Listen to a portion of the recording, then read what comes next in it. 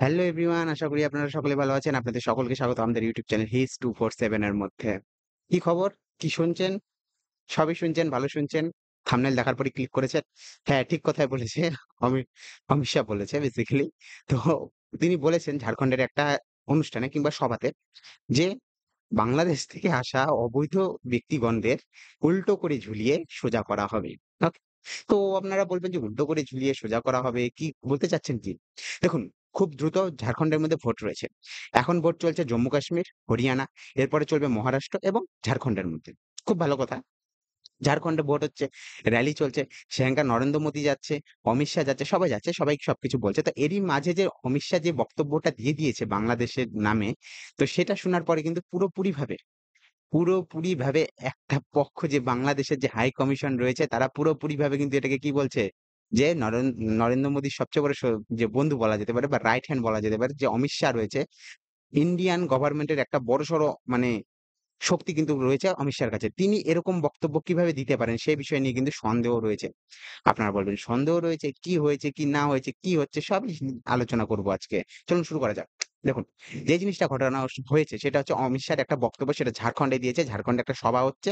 সেই সভার মধ্যে তিনি বলেছেন যে ঝাড়খণ্ডে যে মূল নিবাসী রয়েছে তারা ধীরে, ধীরে কি হচ্ছে? কমে যাচ্ছে। আর সেখানে কিন্তু ল্যান্ড করছে বাংলাদেশ থেকে আসা অবৈধ লোকজন। ওকে? খুব ভালো ব্যাপার। কথাটা তুলেছে, ভোট আসছে, এরকম বক্তব্য তুলে ধরবে। তো সেই দিকে আমরা যাচ্ছি না। কিন্তু আমরা মেইন বক্তব্যের দিকে ফোকাস করব। মেইন বক্তব্য যেটা হচ্ছে, অমিত শাহ বলেছে যে যারা ভাবে পুরোপুরিভাবে অবৈধভাবে ভারতে প্রবেশ করেছে তাদেরকে কিন্তু কি করা উচিত? তাদেরকে কিন্তু সাবধানে থাকা উচিত।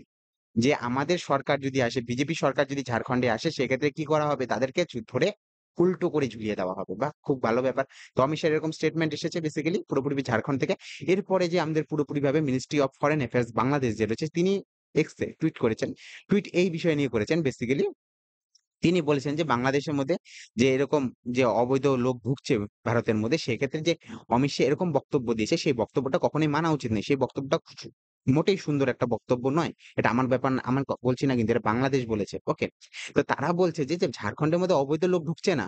আর ঝাড়খণ্ডের মধ্যে ভারতের মধ্যেই কেন লোক যাবে বাংলাদেশে? বাংলাদেশে তো জিডিপি পার ক্যাপিটা খুব বেশি। ইন্ডিয়া তো জিডিপি পার ক্যাপিটা খুব কম। তো এই ব্যাপারটা অনেকের মাথায় ঘুরে, হ্যাঁ?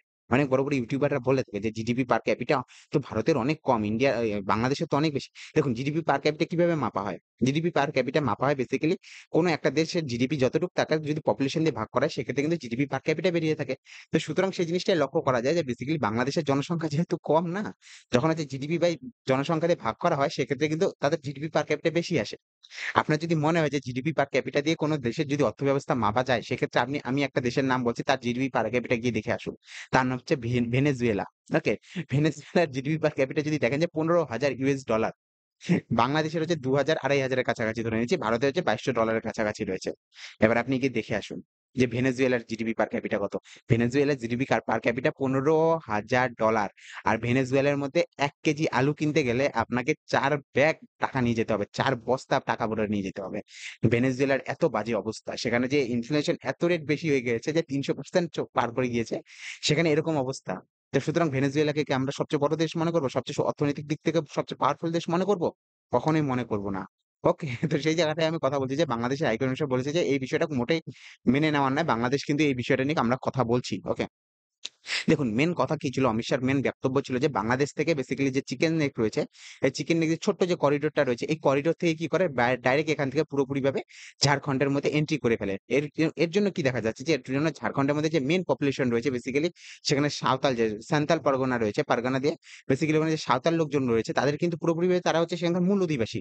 মূল অধিবাসীদের পরিমাণ একসময় ছিল ৪৪%, এখন কমে গিয়ে সেটা হচ্ছে ২৮%। মানে এখান থেকে মূল অধিবাসীরা বাইরে কাজের জন্য চলে যাচ্ছে, অন্য জায়গায় চলে যাচ্ছে। এখানে এসে কারা জমা হচ্ছে? জমা হচ্ছে বেসিক্যালি বাংলাদেশ থেকে আসা অবৈধ লোকজন। চলো, এই ব্যাপারটা সবকিছু ঠিক ছিল। এছাড়াও যে জিনিসটা রয়েছে বেসিক্যালি ঢাকার মধ্যে নিয়ে যে অমিত শাহকে নিয়ে প্রচুর পরিমাণে কথাবার্তা চলছে। এই জিনিসটা নিয়ে কিন্তু বাংলাদেশের সাথে আগে আমাদের কনফ্লিক্ট হয়েছে। বাংলাদেশ কখনোই মানতে চায় না যে বাংলাদেশ থেকে অবৈধ লোকজন ভারতে এসেছে। ওকে? ভারতে এসে বসবাস করছে। এটা শুধুমাত্র এখন যে ডক্টর ইউনূসের সরকার রয়েছে সেটা এখনের ব্যাপার নয়। যখন শেখ হাসিনা ছিল, শেখ হাসিনাও কিন্তু মানতে চাইতো না যে আরে আমাদের বাংলাদেশ থেকে ভারতে কেন লোকজন যাবে? বাংলাদেশের লোকের তো জিডিপি পার ক্যাপিটা অনেক বেশি। যেখানে ৳৭০ কেজি আলু খাচ্ছে লোকে, 150-200 টাকা, ৳1000 কেজির কাছাকাছি যে কাঁচা মরিচ চলে যাচ্ছে, সেখানে আপনি বলছেন যে জিডিপি পার ক্যাপিটা আমাদের অনেক বেশি, ইন্ডিয়াতে কেন লোকজন যাচ্ছে? ইন্ডিয়াতে লোকজন যাওয়ার অনেক কারণ রয়েছে। বেসিক্যালি একটা হচ্ছে ধার্মিকভাবে যারা হচ্ছে সেখানে নিজেকে সুরক্ষিত মনে করে না, তারা বাংলাদেশ থেকে ভারতে পালিয়ে আসে। এছাড়াও কাজের সন্ধানে পালিয়ে আসে। বাংলাদেশের কাজের সন্ধান যেহেতু কম রয়েছে, ইন্ডিয়াতে আসলে যদি সেখান থেকে সে যদি একটা নির্দিষ্ট সার্টেন অ্যামাউন্ট যদি সে কামাই করে থাকে, সেটা যখন বাংলাদেশে যখন ট্রান্সফার করে, সেটা কিন্তু টাকাটা বেড়ে যায়।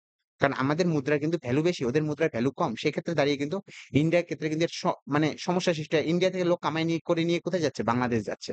তো সেই বিষয় নিয়ে আমরা কথা বলার চেষ্টা করছি যে পুরোপুরিভাবে শেখ হাসিনার সময় কিন্তু এসব চলতো।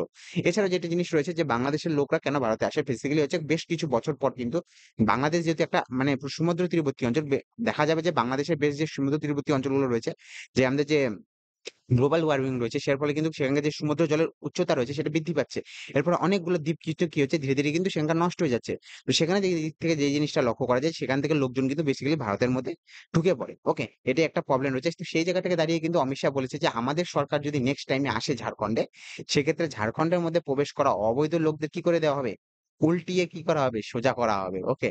তো সেই জিনিসটা নিয়ে আলোচনা করলাম আজকে আমরা, যে জিনিসটা আলোচনা করার বিষয় ছিল যে অমিত শাহর এরকম বোল্ড একটা স্টেটমেন্ট কিন্তু আমাদের সামনে তুলে ধরা হয়েছে, এবং এইটা নিয়ে কিন্তু বাংলাদেশের মধ্যে কাঁপুনি ধরে গিয়েছে। বাংলাদেশ সরকার বলছে যে এরকম কিন্তু স্টেটমেন্ট কখনোই দেওয়া উচিত না। স্টেটমেন্ট দেওয়ার ক্ষেত্রে কিন্তু একটু সাবধান অবলম্বন করা উচিত। ভবিষ্যতে কি হবে না হবে সে বিষয়ে লক্ষ্য রাখা উচিত। চলুন, আপনাদের সাথে অন্য একটা ভিডিওতে দেখা হবে। ভিডিওটা ভালো লাগলে আপনারা লাইক, কমেন্ট, শেয়ার, সাবস্ক্রাইব করতে পারেন। দেখা হবে অন্য একটা ভিডিওতে। Have a good day. জয় হিন্দ। বন্দে মাতরম।